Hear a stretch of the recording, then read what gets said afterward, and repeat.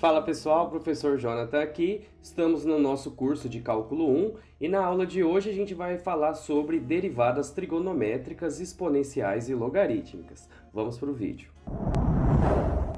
Vamos começar então pelas derivadas trigonométricas, mais especificamente pelas do seno e do cosseno.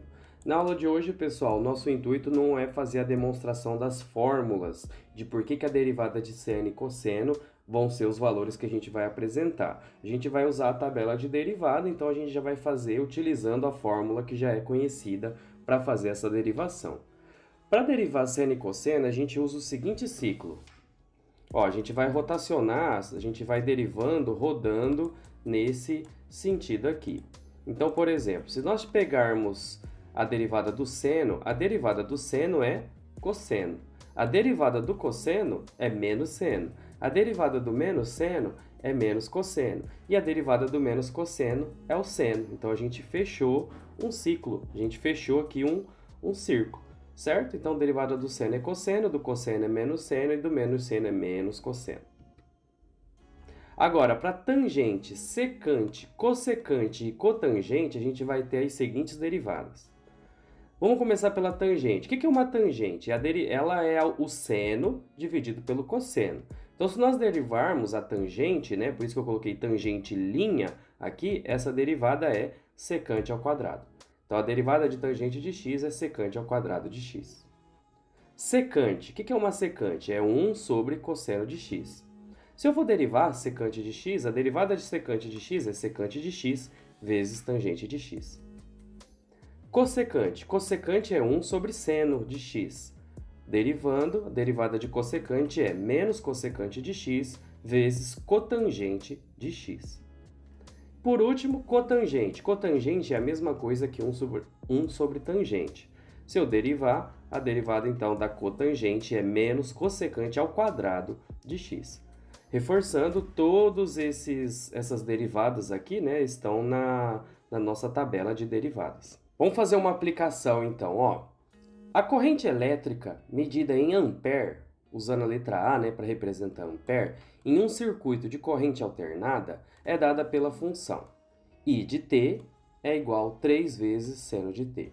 Então, esse problema, em vez de a gente só ficar fazendo f de x e y e tal, vamos fazer com dados com valores reais, né? Então, a gente não fica assim tão preso, né, nessa ideia de só derivar x e y. Então, vamos pensar com valores de variáveis que podem ocorrer aí no dia a dia. Então, a gente tem uma função I de t, uma função de corrente que varia conforme o tempo, e ela é representada por uma função trigonométrica, 3 vezes o seno de t.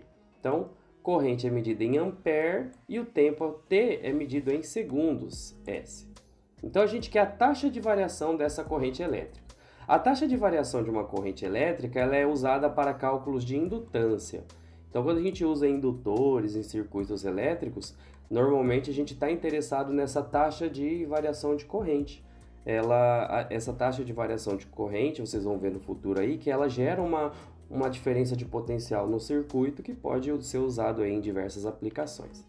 Mas resumindo, a gente quer determinar a taxa de variação dessa corrente elétrica e aqui eu quero para 3 pontos, ó, t igual a 0, t igual a 45 e t igual a 90. Então, a nossa função, né, I de t é igual a 3 vezes seno de t. Então, a gente quer derivar isso. Então, a gente vai fazer o dI dt, derivada de I em relação a t.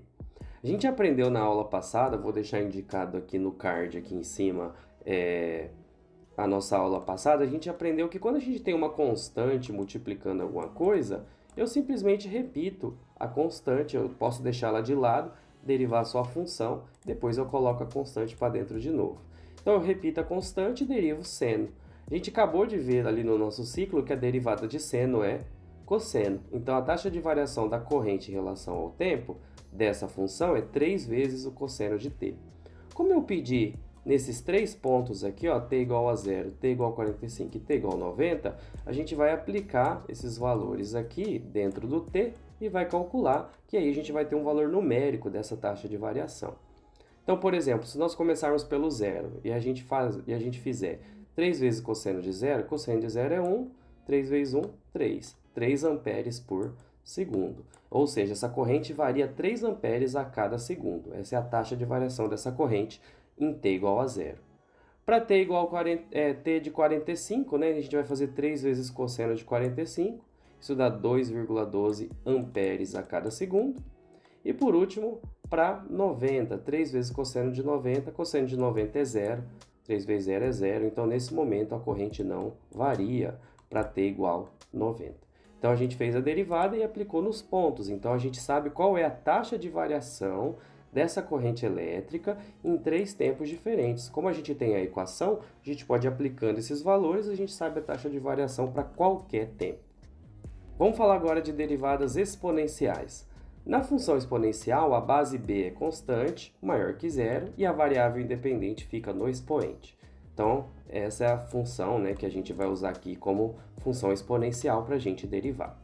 Então, a derivada desse tipo de função, em que a variável independente está aqui no expoente, ela é: eu repito o b elevado a x e multiplico pelo logaritmo natural da base.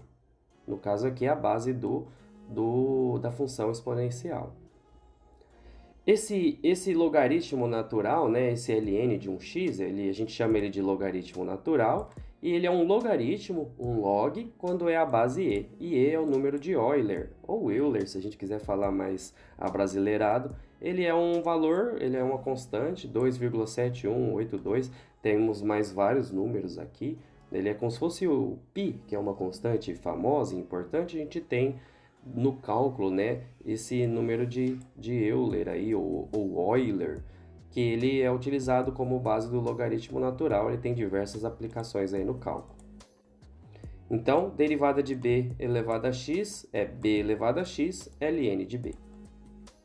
Então, outro tipo, né, de derivada que a gente pode ter exponencial é que, em vez da base ser qualquer valor, né, qualquer número, a gente pode inclusive ter a base o próprio e. Lembrando que o e é esse número aí, 2,7182. Então, derivada da função exponencial é essa aqui, né, a gente acabou de ver. E aí, se a função for e elevado a x, ficaria assim, e elevado a x vezes ln da base, só que a base é e. E aí, o que acontece? A gente tem uma propriedade, ficou escondidinha aqui atrás da minha cabeça, mas ó, aqui é o número 1, que o ln de e é igual a 1. Ou seja, se eu pegar um logaritmo de um número e a base é o mesmo valor desse número, esse valor vai dar 1. Então, ln de e é igual a 1. Então, se ln de e, se isso aqui vale 1, vai ficar só o e elevado a x. Então, olha que interessante, a derivada de e elevado a x é e elevado a x. Então, se eu derivar e elevado a x, a resposta é ele mesmo, então não muda. Vamos fazer um exercício de função exponencial. O crescimento médio de uma quantidade Q de uma bactéria em laboratório, em função do tempo, medido em horas, é dada pela equação. Então, eu tenho um Q de T, que é esse crescimento, né, dessa quantidade de bactérias. E aqui eu tenho essa função exponencial, aqui, ó, 5T menos 4T mais E elevado a T. Determine a taxa de variação desse crescimento de bactérias após 5 horas. Então, a gente quer a taxa de variação, a gente vai derivar essa função aqui. Como aqui agora a gente tem somas e subtrações, na nossa aula anterior a gente viu aqui a derivada de uma soma é a soma das derivadas. Vale para a subtração também. A subtração da soma a derivada da subtração é a subtração das derivadas. Então a gente pode simplesmente derivar esse 5t sozinho primeiro, o 4t, o e elevado a t, aí a gente só subtrai e soma aí cada partezinha deles. Então vamos lá. Derivada de 5 elevado a t. A gente acabou de ver que isso é 5. A derivada de uma constante elevada a t, de uma função exponencial, é ela vezes o ln da base. Então vai ficar 5t ln de 5, menos 4t ln de 4. E aí a derivada do e elevado a t é o próprio e elevado a t. A gente só repete. Então, derivamos aí a equação. Como eu pedi nesse exercício para fazer após 5 horas, a gente vai aplicar 5 no lugar do t. Então, em t igual a 5, nós vamos ter 5 elevado a 5 ln de 5, menos 4 vezes e elevado a 5, vezes ln de 5, mais e elevado a 5. Resolvendo cada pedacinho desse aqui, 5 elevado a 5 ln de 5 dá 5.029,49. 4 elevado a 5 vezes ln de 5 dá menos 1.648,06. A gente conserva esse sinal aqui, né? E e elevado a 5 dá 148,41. Se a gente somar e subtrair tudo aqui, vai dar 3.529,84 bactérias por hora. Essa é a taxa de variação de crescimento. Então, o crescimento por hora aumenta essa quantidade aqui, ó. Essa é a variação do aumento da quantidade de bactérias por hora. Vamos falar de derivadas logarítmicas agora. Na matemática, o logaritmo de um número é o expoente. Aqui, outro valor fixo, a base, deve ser elevada para produzir esse número. Então, vamos pegar f de x a gente vai chamar de y, só para facilitar. Então, a gente tem essa função aqui, ó. Quem que é o logaritmo de x nessa base b? Então, é a mesma coisa que eu pegar esse b, passar aqui para baixo, então o y vai virar o expoente da base, e isso vai me dar o logaritmando aqui, que é o x. Quem quiser aprofundar nessa questão de funções logarítmicas, vou deixar indicado aqui no card, né, a nossa aula sobre funções logarítmicas, que a gente já estudou isso na nossa aula de funções. Então, como que vai ficar a derivada desse carinha aqui, ó? Então, a derivada dele é 1 sobre x, então o x é o valor que está aqui, né? 1 sobre x, e aí logaritmo na mesma base, só que do valor e que é o número de Euler. Um outro jeito de escrever isso daqui também é fazer 1 sobre x ln da base b. Essas duas fórmulas são equivalentes, a gente pode usar as duas aí na hora de fazer a derivada. Outra derivada logarítmica é a do logaritmo natural, que é o ln de x. Lembrando que ln de x é o log de x na base e. É a mesma coisa aqui. Então, se a gente quiser derivar ln de x, se a gente usar as fórmulas que a gente aprendeu, né? A gente acabou de falar que essas fórmulas são equivalentes. Como que a gente vai fazer? Ó, esse aqui é o log de b na base b de e. Então, se a gente substituir, né, ali naquele exercício, agora a base b nossa, como ali em cima é ln, a base tem que ser e. E aqui, 1 sobre x é ln de e mesmo, porque aqui a gente já vai fazer na base e. Resolvendo desse lado, ó, se eu fizer um logaritmo na base e, isso é a mesma coisa que ln de e. E aí, ln de e, a gente já viu hoje que ln de e é 1. Então, essa parte aqui simplifica e sobra 1 sobre x. E desse lado aqui, mesma coisa, ó, ln de e é 1, simplifica, fica 1 sobre x. Então, a gente pode ver que nas duas fórmulas, se a gente fizer a derivada, né, de ln, vai dar 1 sobre x do mesmo jeito. Então, vocês podem usar qualquer uma das duas, a que vocês acharem mais simples. Vamos fazer um exercício de derivada de logaritmo aí. A variação da pressão hidrostática P, medida em Pascal, Pascal é a unidade de medida de pressão, tá, pessoal? Em função da profundidade H, medida em metros em um canal. Então, a gente tem um canal, e esse canal, a pressão varia conforme a gente vai aprofundando, conforme vai afundando, a pressão hidrostática, né, a pressão que a água faz, vai variando conforme a profundidade. Então, a equação que vai modelar isso, que vai representar essa variação, é essa aqui, ó. A variação de P de H significa a variação P em função de H.